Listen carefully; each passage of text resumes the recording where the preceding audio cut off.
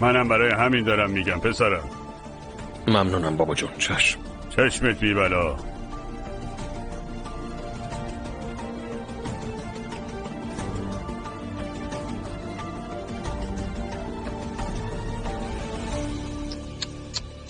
آی پنبه حیف شدی.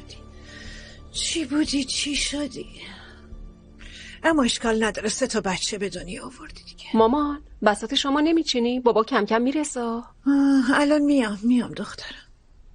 اون چیه نگاه میکنی؟ خیر باشه. آی نور سما، اینو نگاه. ها؟ اینو ببین.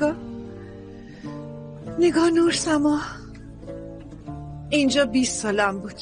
ببین چقدر لاغرم. باید میدیدی دور کمرم انقدر بود. همه از گودی کمر من دست به دهن بودن.